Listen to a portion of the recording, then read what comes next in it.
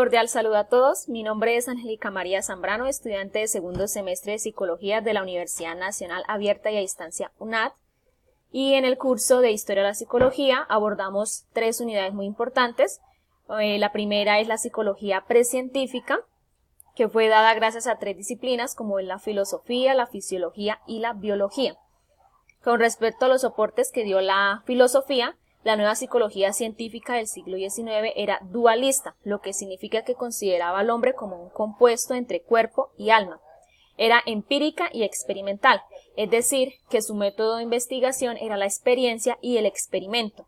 Era sensacionista, lo que significa que confiaba sumamente en la sensación y su objeto de estudio era la sensación y la percepción. Era asociacionista, porque consideraba la asociación como un proceso fundamental de la mente. Durante el siglo XIX, la fisiología experimentó grandes progresos en el conocimiento del sistema nervioso que aportaron significativamente a la psicología científica, como lo es la teoría celular de los organismos, la ley de conducción nerviosa, lo que permitió después formular el arco reflejo y el estudio de los órganos sensoriales. Con respecto a la biología, se formularon 3 teorías evolucionistas muy importantes. La primera es la de Lamarck, que estableció que los cambios del entorno obligan a los organismos a adaptarse a los nuevos recursos. La teoría de Charles Darwin, que propuso que el ser humano es un individuo que lucha por sobrevivir. Y la teoría de Herbert Spencer, que propuso la teoría de que la mente podía comprenderse mostrando su evolución e implementó la expresión de supervivencia del más apto. La segunda unidad fue la psicología científica, que se fundó en 5 países. La primera fue en Alemania, que se enfocó principalmente en el estudio de la conciencia, con las representaciones mentales que surgen de lo que percibimos del medio exterior con ayuda de nuestros sentidos. También se empezó a estudiar la memoria.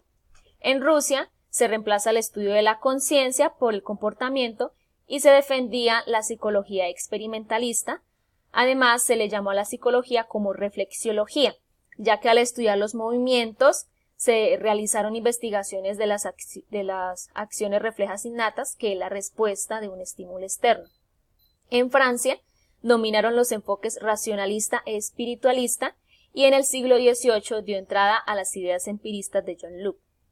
En Norteamérica surgió de la vieja filosofía americana, configurada por las tendencias de la filosofía moral y mental escocesa, la orientación fenomenológica y la tradición empírico-asociacionista.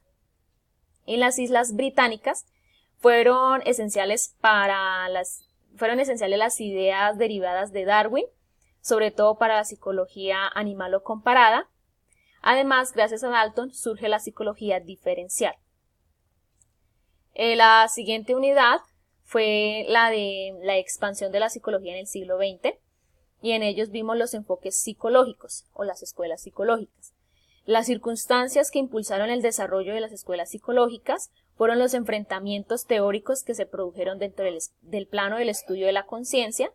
Las discusiones se centraron en lo que se debía o no debía ser estudiado, es decir, ¿se debe limitar el estudio experimental a los procesos sensoriales o podía abrirse ese estudio a procesos más complejos como el pensamiento o la memoria?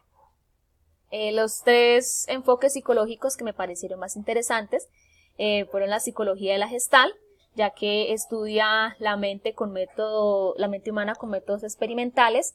Para los gestálticos, el objeto de estudio de la psicología lo constituye la experiencia, los procesos mentales y los sucesos conscientes.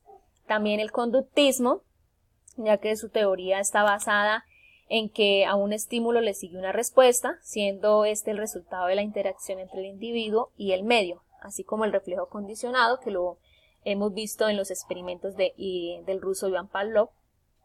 El psicoanálisis, ya que su objeto de estudio es el inconsciente y su funcionamiento, y gracias a eso podemos comprender que los primeros años de infancia de las personas, de los individuos, son decisivos para nuestra personalidad o para nuestro comportamiento. ¿Por qué es importante conocer esta parte de la historia de la psicología para mi proceso de formación? Como futura psicóloga debo tener conocimiento de las diferentes formas de explicar el comportamiento humano y sus procesos mentales.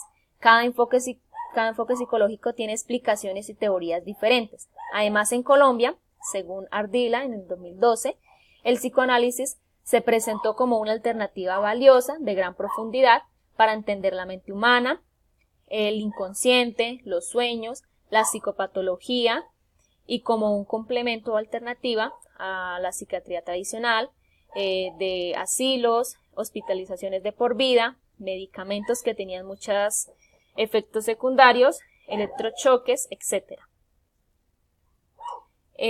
Otro tema que abordamos fue la ética deontológica. Mi compromiso como futura psicóloga es guiar mi práctica como profesional según la Ley 1090 del 2006, en donde se dicta el Código Deontológico y Bioético para ser una profesional competente y garantizar la protección de los usuarios. Además, como futura egresada de la UNAD, debo ser conocedora de los fundamentos científicos de la psicología. De ahí es la importancia de estudiar la historia de esta disciplina y así poder comprender y analizar el comportamiento humano. Muchas gracias.